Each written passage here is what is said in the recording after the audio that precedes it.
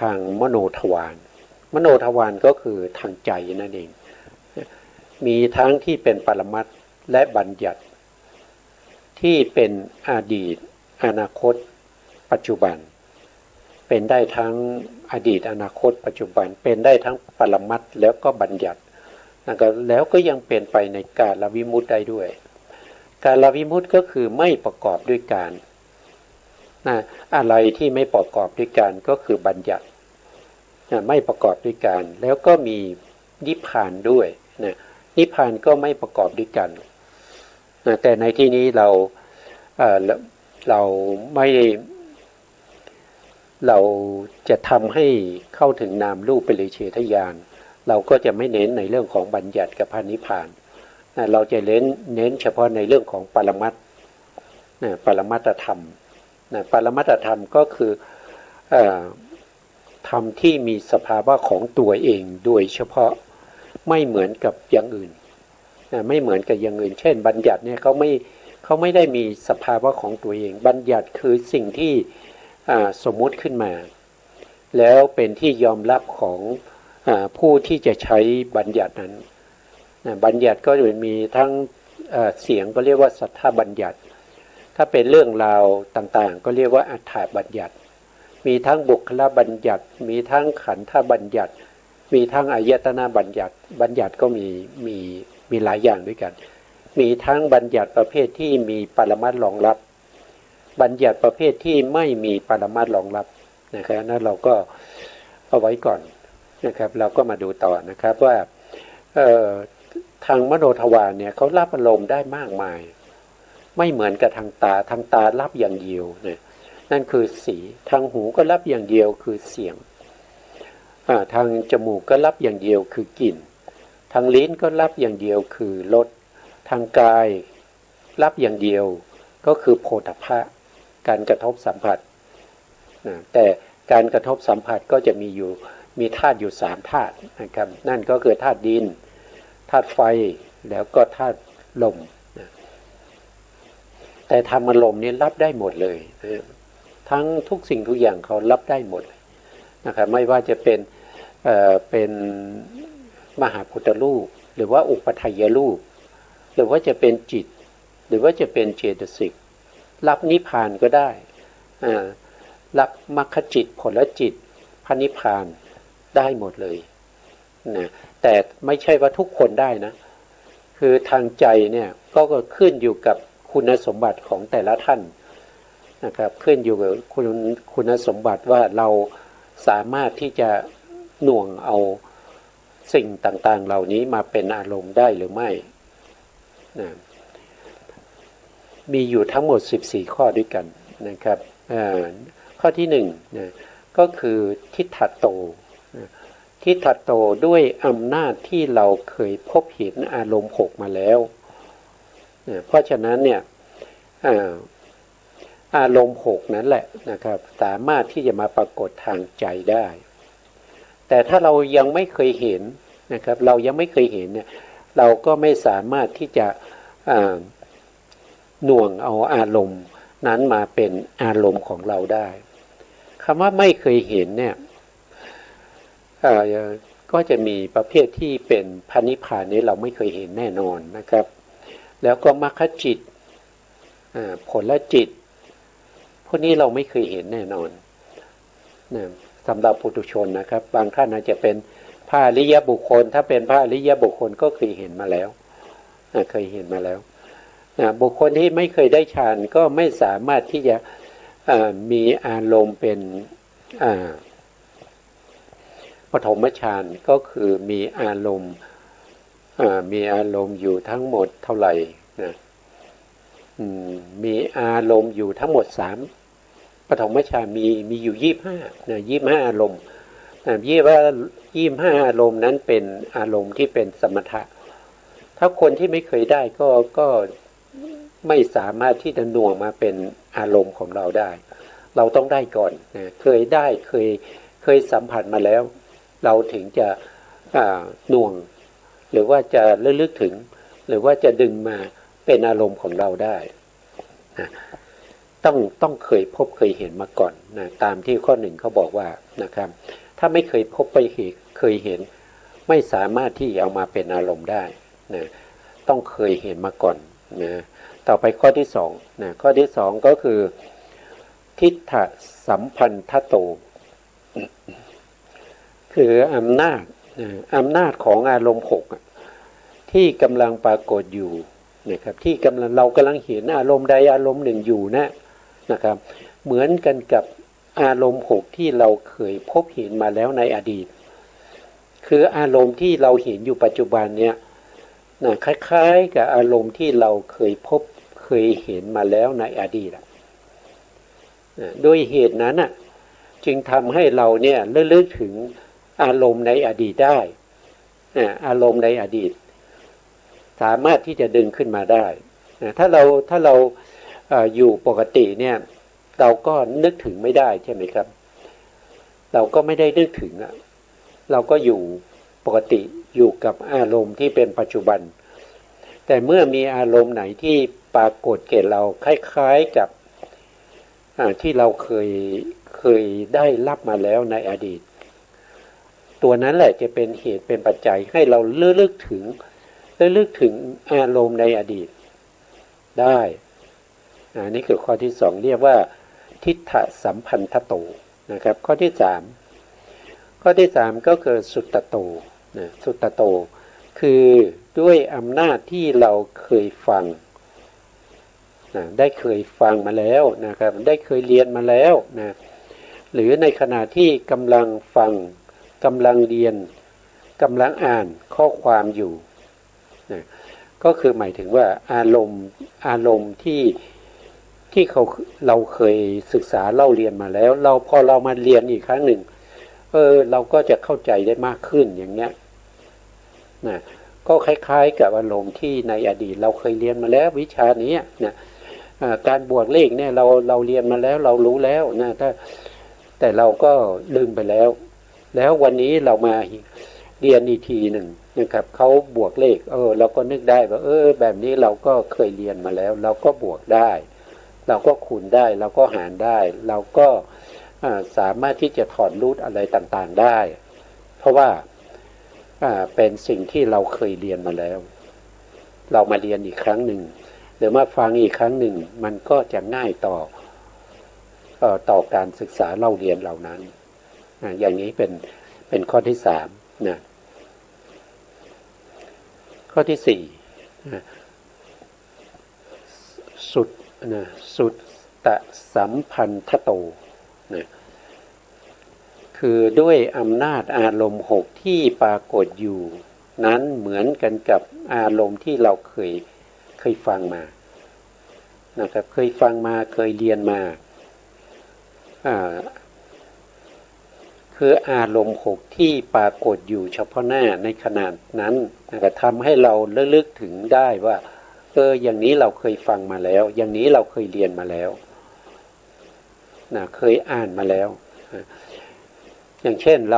าอ่านหนังสือแล้วนะเราก็ไปเรียนใช่ไหมครับเมื่อเราไปเรียนอาจารย์เขาอธิบายนะเราก็รู้สึกว่าจะเข้าใจได้ง่ายเพราะเราเตรียมตัวมาก่อนนะครับอันนี้ก็ไม่มีปัญหาอะไรนะครับเพราะฉะนั้นอารมณ์นั้นก็ปรากฏทางใจได้นะต่อไปศรัทธายะศรัทธายะคือด้วยอำนาจความเชื่อในคำพูดของผู้อื่นฉะนั้นอารมณ์เหล่านี้จึงปรากฏทางใจได้ก็คือด้วยอำนาจของความเชื่อในลัทธิต่างๆนะครับเมื่อเขามาพูดมาบอกเราเนี่ยเราก็สามารถที่จะระลึกถึงอารมณ์ที่เราเคยเชื่อมาก่อนนะครับเคยเชื่อมาก่อนนะก็สามารถที่จะลึกได้นะต่อไปในข้อที่หกนะข้อที่หกรุจิยานะคือด้วยอำนาจแห่งความพอใจของตนฉะนั้นอารมณ์เหล่านั้นจึงมาปรากฏทางใจอันนี้ก็ เราชอบอะไรนะครับด้วยอำนาจความพอใจของเราที่เรานึกคิดแล้วเราพอใจเมื่อเรานึกคิดเราพอใจอารมณ์นั้นก็มาปรากฏทางใจของเราได้นะถ้าว่าไปก็คล้ายๆกันแต่มันไม่เหมือนกันนะครับมันไม่เหมือนกันมันคล้ายกันมันคล้ายๆจะเหมือนแต่มันไม่ใช่เหมือนกันนะครับต่อไปในข้อที่7นะอากาละปาลิวิตกะวิตักเกนะอากาละปาลิวิตักเกนะคือด้วยอำนาจแห่งการคิดนึกโดยการอาศัยเรื่องราวคำพูดเหตุผล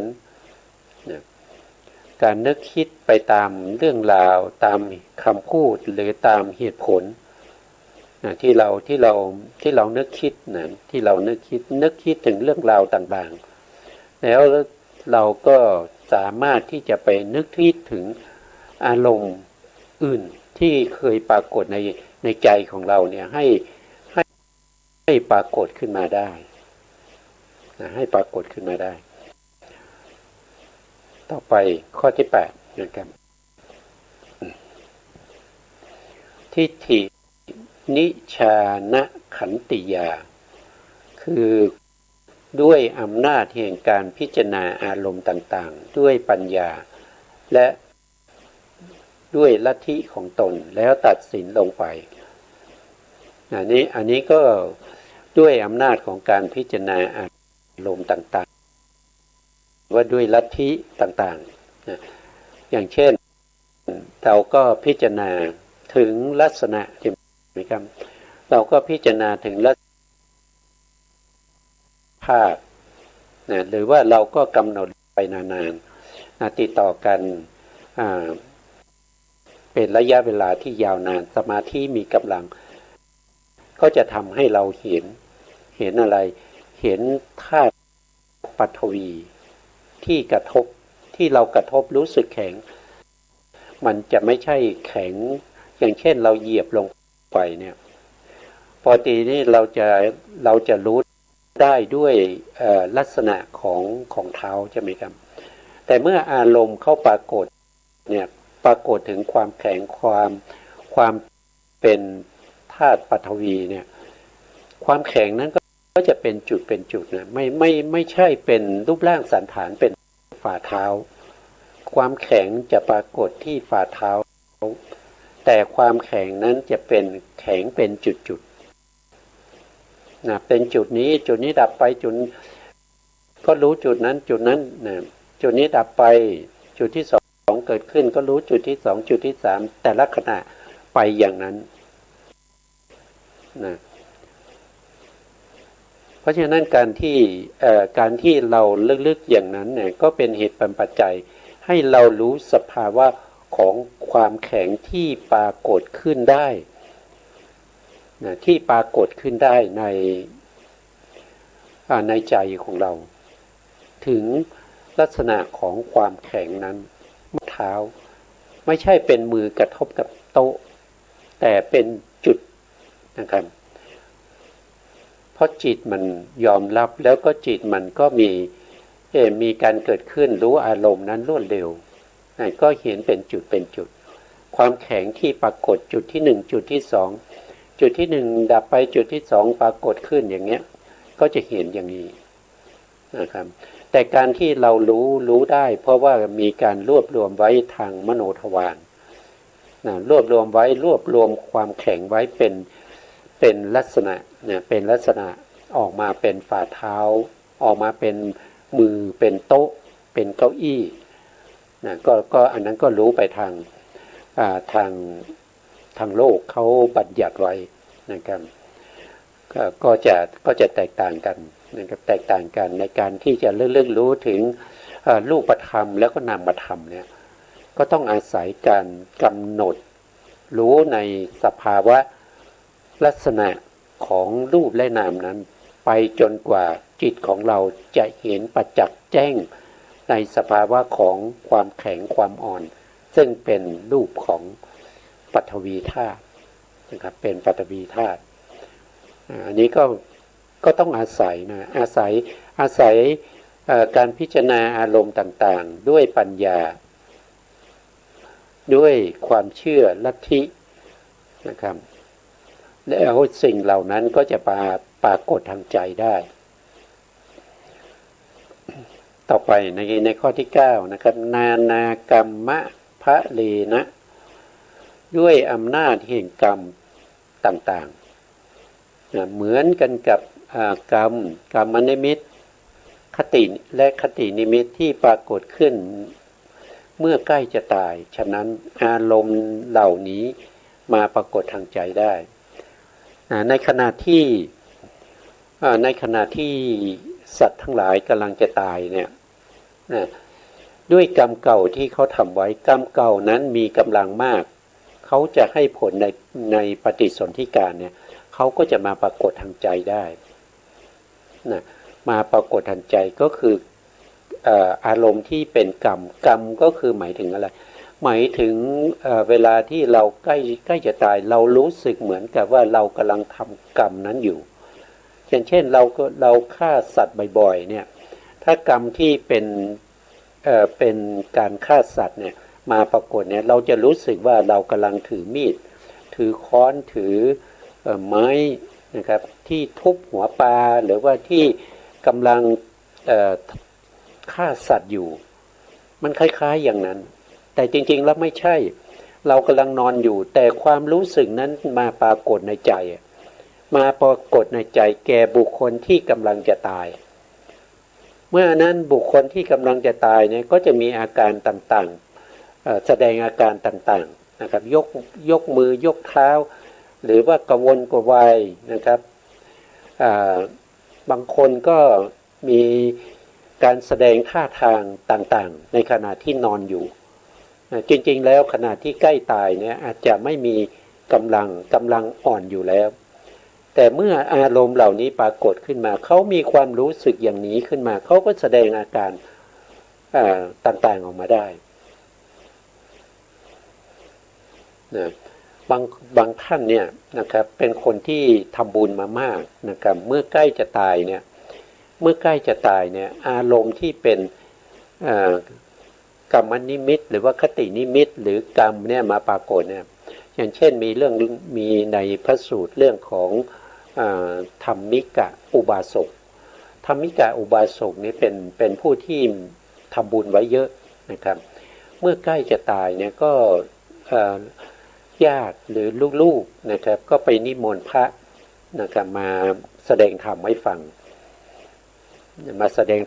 งทีนี้ในขณะที่พระมาถึงแล้วกำลังแสดงธรรมอยู่เทวดานะครับ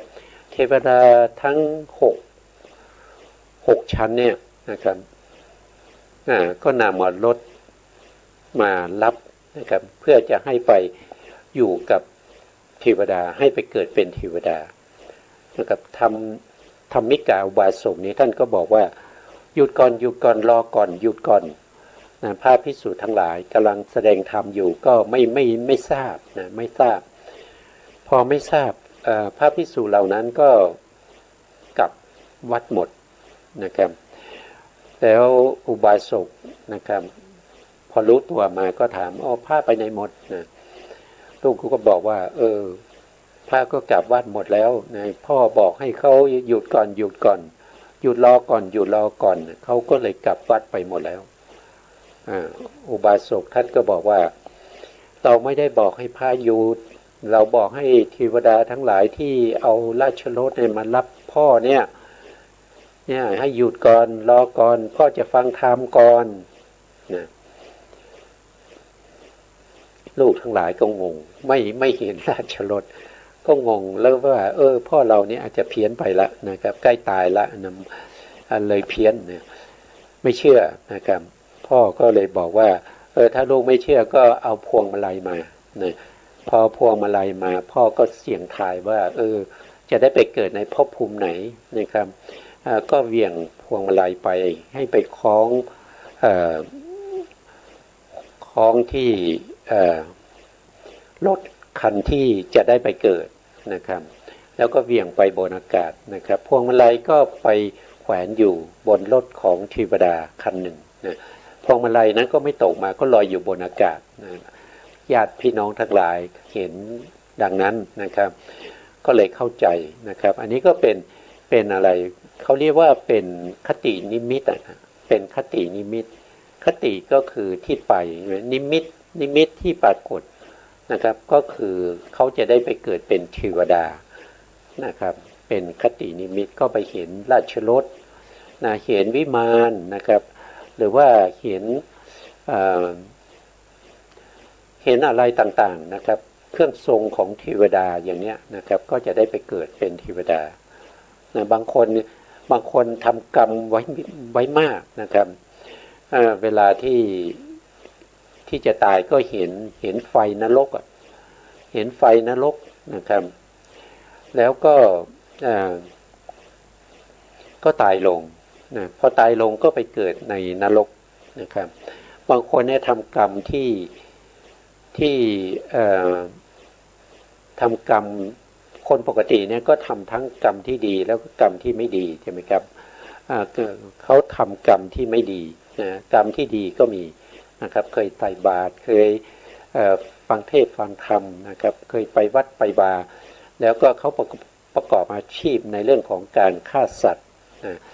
เอาสัตว์มาฆ่าแล้วก็เอาไปขายนะพอใกล้ตายมาเนี่ยไฟนรกก็ปรากฏแก่เขาเป็นกรรมนิมิตนะครับเป็นนิมิตที่เห็นไฟนรกพอเห็นไฟนรกเนี่ยเขาก็นึกถึงได้โอ้แสงสีแดงๆนี่เหมือนกับจีวรของพระเลยพอพูดอย่างนั้นพอนึกได้ถึงจีวรพระนะครับเขาก็ตายลงเขาก็ไปเกิดเป็นมนุษย์นะเกิดเป็นมนุษย์นะครับเป็นมนุษย์อยู่ในบริเวณใกล้ๆกับวัดนะใกล้ๆกับวัดนะพอเขาเห็นจีวรเขาเห็นจีวรจริงๆแล้วที่เขาเห็นนั้นเป็นนิมิตเป็นไฟนะเป็นไฟนรกนะแทนที่เขาจะไปตกนรกเขาไม่ได้ไปตกนรกเขาก็ไปเป็นมนุษย์นะไปเกิดเป็นมนุษย์อีกบุคคลหนึ่งนะครับอยู่ใกล้ๆบริเวณวัดที่เขาพระภิกษุทั้งหลายที่ตักจีวรเอาไว้นะอันนี้ก็เป็นอารมณ์ที่มาปรากฏนะมาปรากฏให้เขาเนี่ยระลึกถึงสิ่งที่เขา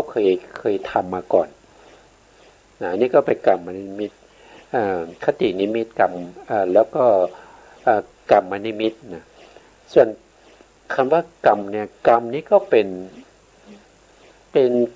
การรู้สึกเหมือนกำลังทำกรรมอยู่นะเหมือนคนที่ใกล้ตายใช่ไหมครับคนที่ใกล้ตายเนี่ยปกติแล้วเข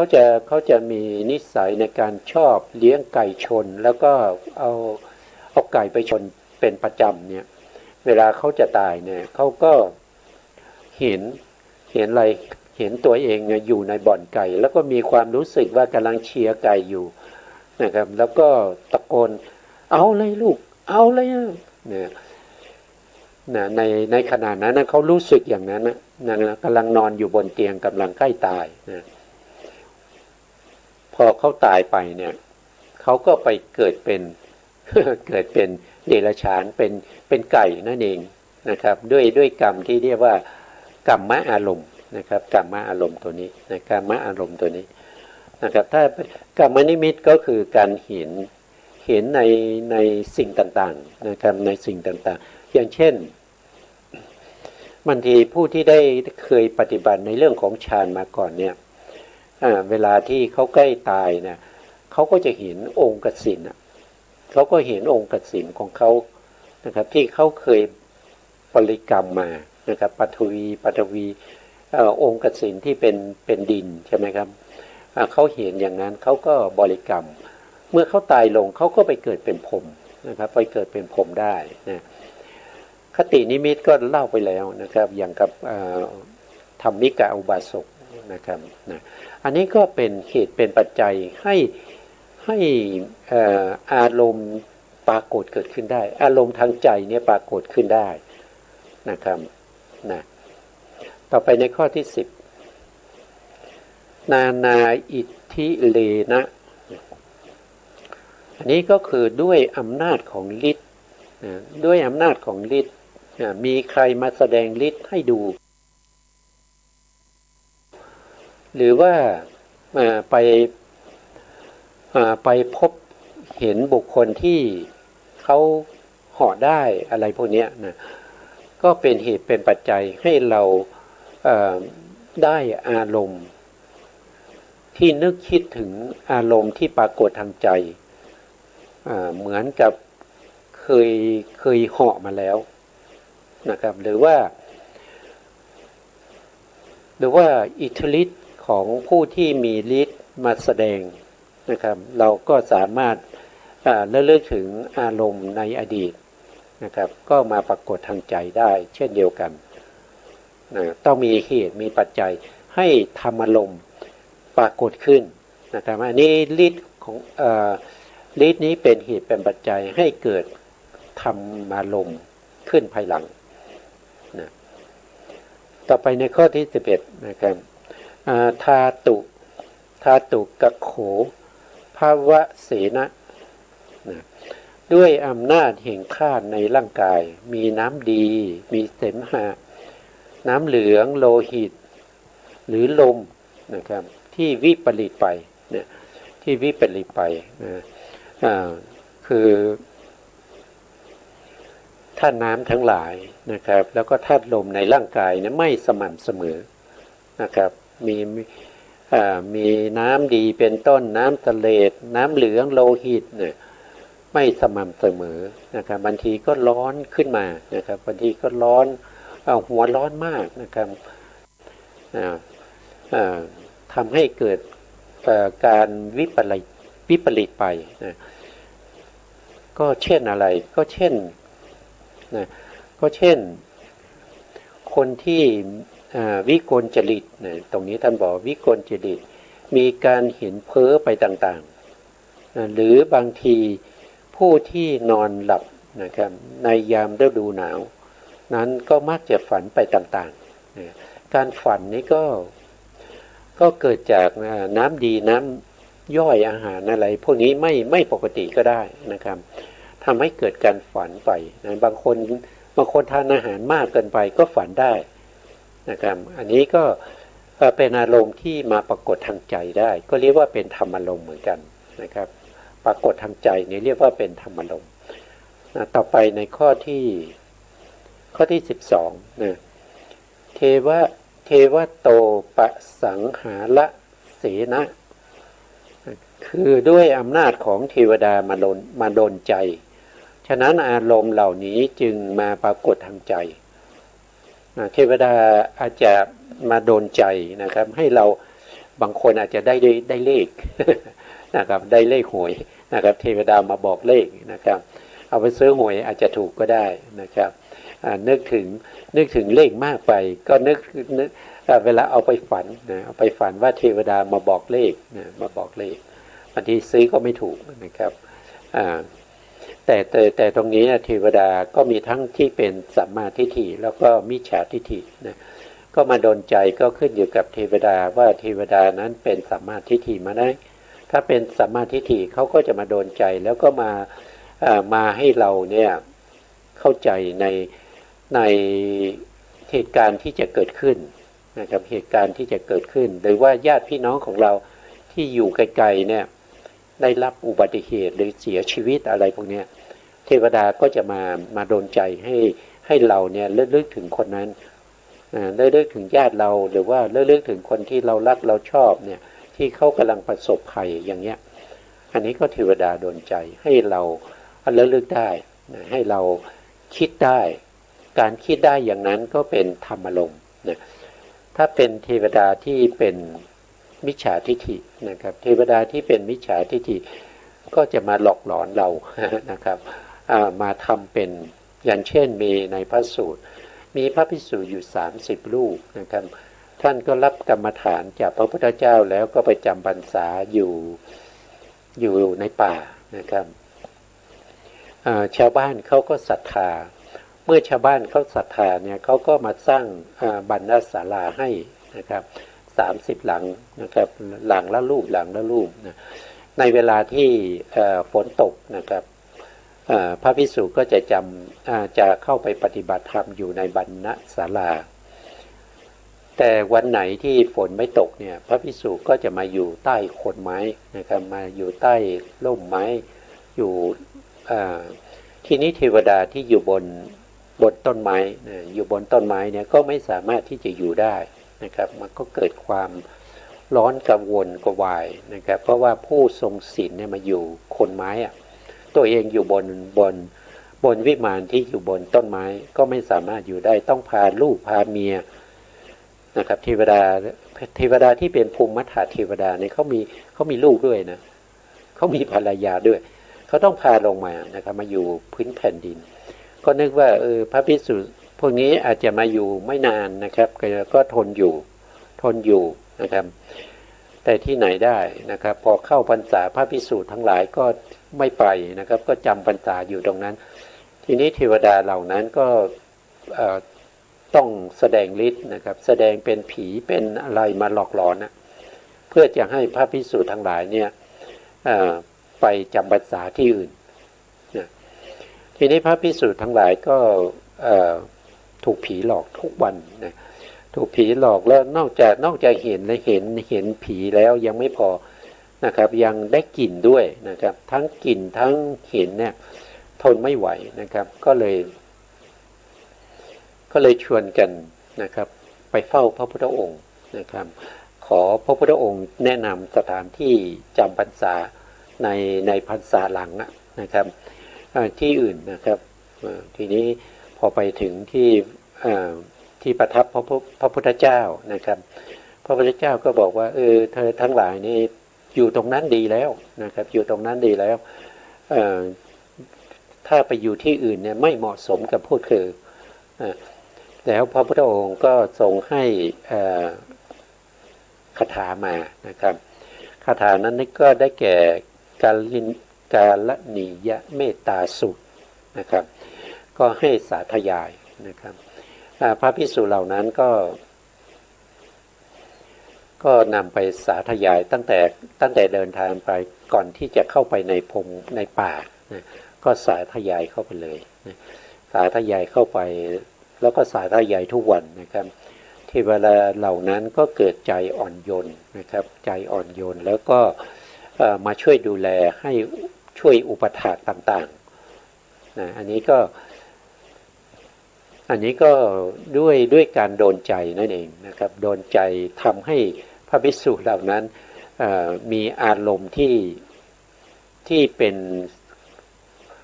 สิ่งน่าเกลียดน่ากลัวนะครับปรากฏในใจนะปรากฏในใจก็ทำให้เกิดความไม่อยากที่จะอยู่นะครับนะเล่าต่อนิดหนึ่งนะครับว่าเมื่อเทวดาเหล่านั้นเนี่ยได้รับมนต์ของกรณีเมตตาสูตรเนี่ยนะครับก็ทำให้เกิดจิตใจอ่อนแอไม่ใช่อ่อนแอจิตใจเนี่ยเกิดการอ่อนโยนนะครับดูแลอุปถากดูแลพระภิกษุเหล่านั้นนะ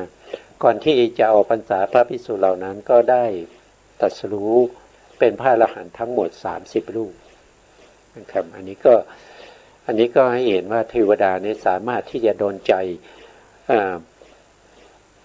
มนุษย์เราได้นะครับทั้งเทวดาก็มีทั้งที่เป็นสัมมาทิฏฐิแล้วก็เป็นทั้งมิจฉาทิฏฐิด้วยเมื่อเขาโดนใจแล้วอารมณ์นั้นก็จะมาปรากฏทางใจได้ก็คือเห็นอะไรเห็นสิ่งที่ขยะแขยงสิ่งที่น่ากลัวนะสิ่งที่ไม่สวยไม่งามเหล่านั้นนะครับก็มาปรากฏทางใจนะต่อไปในข้อที่13นะอนุโพธวเสนะด้วยอำนาจแห่งการรู้อริยสัจสี่โดยอาศัยสุตตมยญาณจินตามยญาณและภาวนามยญาณตามสมควรไม่ขัดแย้งกับมรรคญาณผลญาณฉะนั้นอารมณ์เหล่านั้นจึงมาปรากฏทางใจนะอันนี้ก็คือเขาต้องเป็นบุคคลที่มีปริยัติเขาต้องรู้วิธีการปฏิบัตินะครับเมื่อเขาเจริญสุตตามยญาณนี่ก็เหมือนกับว่าปริยัตินั่นเองนะครับคือฟังมาแล้วก็ทรงจำไว้ได้ มีปัญญารอบรู้ในในพระในพระธรรมของพระพุทธเจ้าแล้วก็นำมาพิจารณานะครับแล้วก็เอาไปเจริญนะครับไปเจริญให้มีขึ้นในใจนะปัญญาเหล่านั้นต้องไม่ขัดแย้งกับมรรคญาณแล้วก็ผลญาณนะจนในที่สุดเนี่ยเขาก็สามารถที่จะเห็นนามรูปได้นะว่าอารมณ์ที่ปรากฏนั่นก็คือได้แก่เขาเห็นนามรูปเห็นวิปัสสนาญาณอันนั้นก็เป็นอารมณ์ที่มาปรากฏทางใจวิปัสสนาญาณที่ปรากฏนั่นก็เป็นอารมณ์ธรรมอารมณ์เหมือนกันนะแล้วก็เจริญไปเรื่อยๆเนี่ยเขาก็สามารถที่จะได้มรรคนะได้มรรคได้ผลแล้วก็ได้นิพพานนิพพานก็เป็นธรรมอารมณ์นะครับแล้วในขณะที่ได้มรรคได้ผลแล้วออกจากผลแล้วก็จะต้องมีปัจเจเวคขณวิถีปัจเจเวคขณวิถีนั้นก็จะเป็นตัวที่พิจารณาถึงเรื่องของมรรคเรื่องของผลเรื่องของกิเลสที่ละได้กิเลสที่เหลือแล้วก็พระนิพพานด้วยอันนี้ก็เป็นอารมณ์ทั้งธรรมอารมณ์นึกได้คิดได้ปรากฏได้ในทางใจนะครับมรรคผลเนี่ยไม่สามารถที่จะเห็นด้วยจักขุวิญญาณนะไม่สามารถได้ยินด้วยโสตวิญญาณแต่รู้ได้ด้วยถ้าเป็นโสดาบันหรือว่าเป็นสกทาคามีอนาคามีก็รู้ได้ด้วยมหากุศลญาณสัมปยุตในขณะที่เป็นปัจเจเวคขณวิถีหรือว่ารู้ได้ในขณะที่ก่อนที่เราจะเข้าสมาบัติก็ต้องมีการเจริญวิปัสสนานะเจริญวิปัสสนาแต่ถ้าเป็นพระอรหันต์ก็เป็นมหากิริยาที่เป็นญาณสัมปยุตก็จะมีอารมณ์ที่เป็นมรรคนะครับเป็นอรหันตมรรคอรหันตผลแล้วก็พระนิพพานแล้วก็กิเลสที่ละได้ส่วนกิเลสที่เหลือก็จะไม่พิจารณาเพราะไม่มีให้พิจารณาแล้วเป็นพระอรหันต์อันนี้ก็เป็นอารมณ์ที่มาปรากฏทางใจด้วยอำนาจของปัญญาที่เป็นสุตตมยญาณก็คือปริยัติทั้งหลายที่เราได้ยินได้ฟังมาจินตาก็มานึกคิดพิจารณาไตร่ตรองหาเหตุหาผลนะครับแล้วก็ภาวนาทำให้มีขึ้นในใจนะก็การ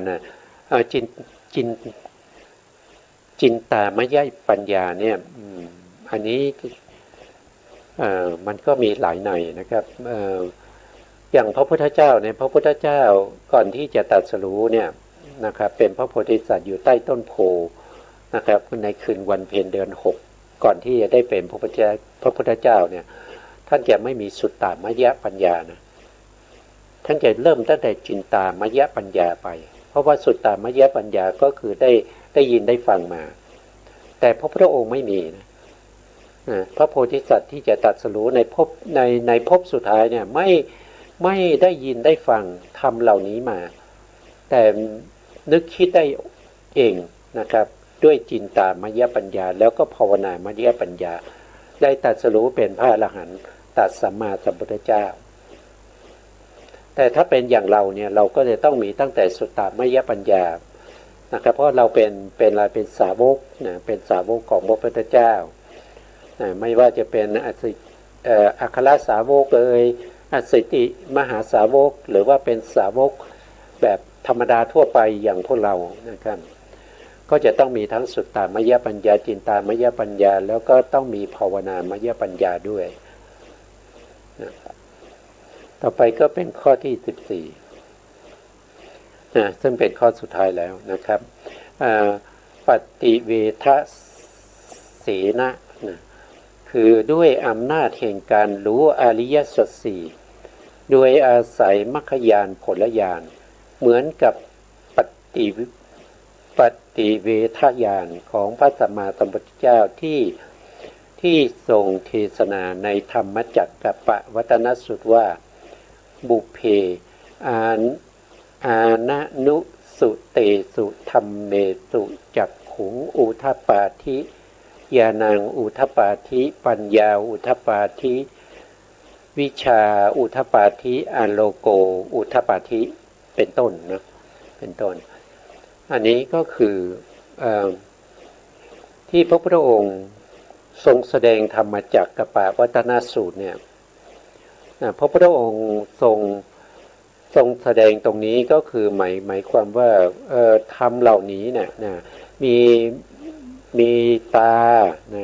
มีตามีญาณมีปัญญามีวิชามีแสงสว่างได้เกิดขึ้นแล้วแก่เรา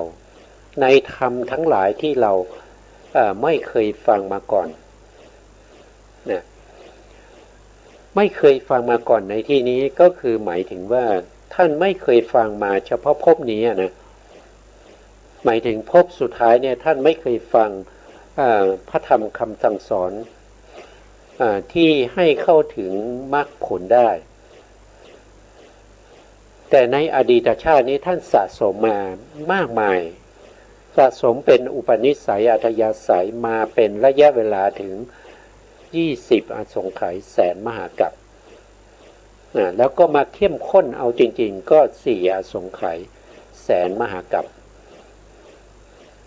ที่ต้องเสียสละทุกสิ่งทุกอย่างเพื่อให้ได้มาซึ่ง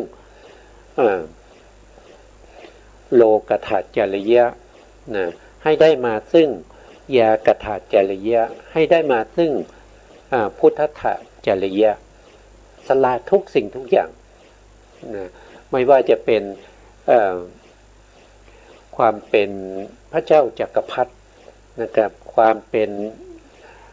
ทรัพย์สินเงินทองทั้งหมดทั้งมวลก็ต้องเสียสละภรรยานะครับให้คนอื่นไปถ้าใครมาขอสละลูกนะครับให้คนอื่นไปถ้ามีใครมาขอสิ่งเหล่านี้เป็นหนทางแห่งการที่จะได้สัพพัญญุตญาณถ้าไม่ทำอย่างนี้การที่จะได้เป็นพระพุทธเจ้าก็ไม่ใช่ฐานะที่จะมีได้ทำอย่างนี้มามากมายหลายภพหลายชาติไม่ใช่เฉพาะในภพชาติที่เป็นพระเวสสันดรบางคนมาขอลูกตาอย่างเช่นในยุคในสมัยที่ท่านเกิดมาเป็นพระเจ้าศิวิราชก็จะมีพราหมณ์มาขอลูกตาท่านก็สละลูกตาให้แก่พราหมณ์โดยไม่คิดเสียดายเลยนะครับเพื่อเป็นเหตุเป็นปัจจัยให้ได้มาซึ่งความเป็นพระสัมมาสัมพุทธเจ้าสละชีวิตก็มากมายนะครับอย่างเช่นที่เป็นสัสตบัณฑิตนะครับสละร่างกายทั้งหมดนะครับให้เป็นอาหารแก่พราหมณ์ผู้มาขออาหารเพราะว่าไม่มีอาหารที่จะให้นะครับก็เลยต้องยอมเสียสละชีวิตนะครับให้พราหมณ์สมัยนั้นท่านเกิดเป็นสัสตบัณฑิตแต่สัสตบัณฑิตในที่นี้หมายถึงกระต่ายนะครับ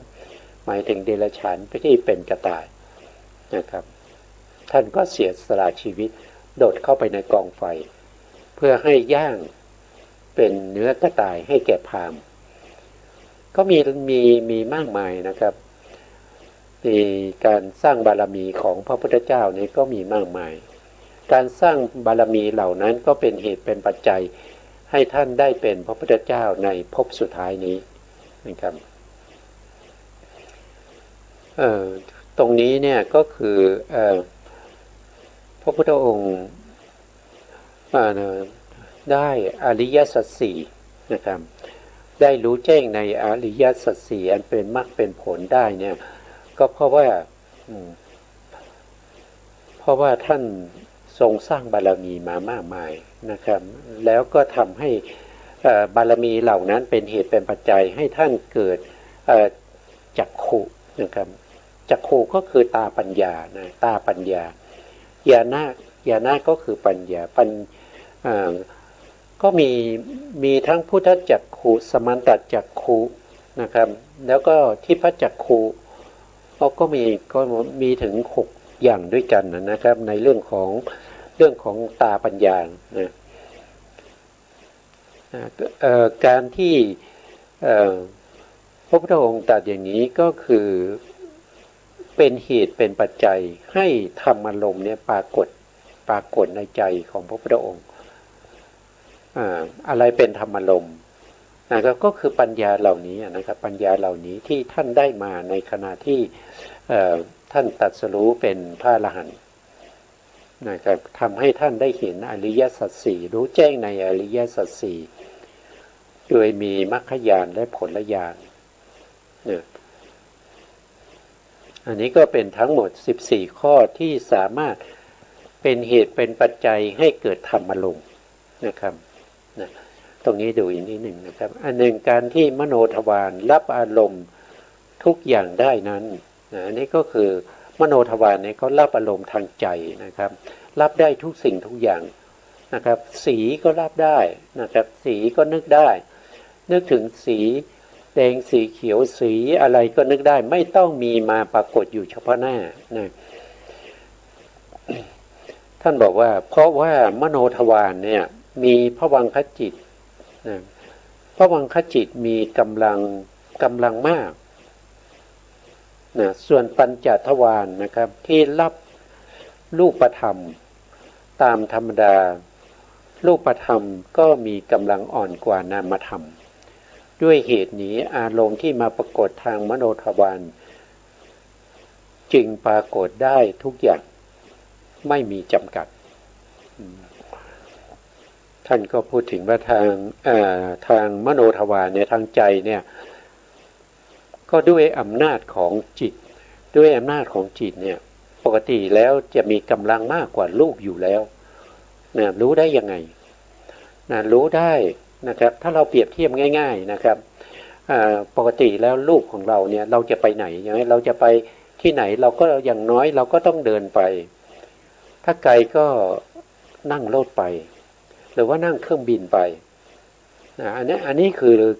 คือรูปนะ ถึงแม้ว่าเราจะมีรูปที่แข็งแรงนะครับมีการออกกำลังกายอยู่ประจำเนี่ยสุขภาพร่างกายแข็งแรงเราจะไปไหนเราก็ต้องเดินไปเราก็ต้องวิ่งไปนั่งรถไปแต่ถ้าเป็นจิตถ้าเราฝึกจิตนะครับเข้าถึงสมาธิเข้าถึงฌานนะเข้าถึงปฐมฌานทุติยฌานตติยฌานมันจะเบานะเวลาเดินเหินมันก็จะเบาแต่ที่เห็นได้ชัดๆนั่นก็คือเมื่อเขาได้ปัญจมฌานหรือบุคคลที่ได้สมาบัติ8ถึงอรูปฌานแล้วสามารถที่นำมาเป็นบาตรในการทำอภิญญาเวลาเขาจะไปไหนเขาก็ห่อไปได้เขาก็ห่อเหินเดินอากาศได้แม้กระทั่งรูปเนี่ยนะครับด้วยอำนาจของจิตเนี่ยก็ยังสามารถพาให้รูปเนี่ยห่อไปในอากาศได้อันนั้นอำนาจของจิตนะ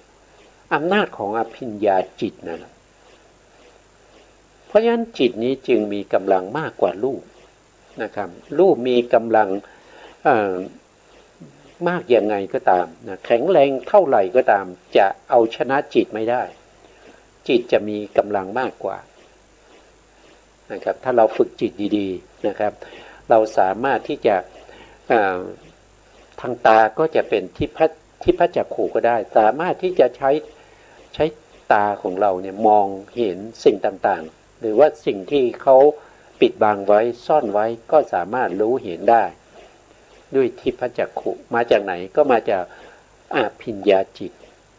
นะมาจากอภิญญาจิตนะเมื่ออภิญญาจิตเกิดขึ้นแล้วทิพจักขุก็จะเกิดนะครับด้วยอำนาจของอภิญญาจิตก็คือด้วยอำนาจของจิตนั่นเองนะเพราะฉะนั้นก็ไม่ต้องสงสัยว่าจิตกับรูปนี้อันไหนที่จะมีกำลังมากกว่ากันก็ต้องจิตอยู่แล้วนะครับรูปจะฝึกยังไงก็ตามนะครับจะทำให้แข็งแรงยังไงก็ตามก็สู้การฝึกจิตไม่ได้นะจิตจะมีกำลังมากกว่าถ้าสมบูรณ์แล้วนะอันนี้ก็เป็นทีนี้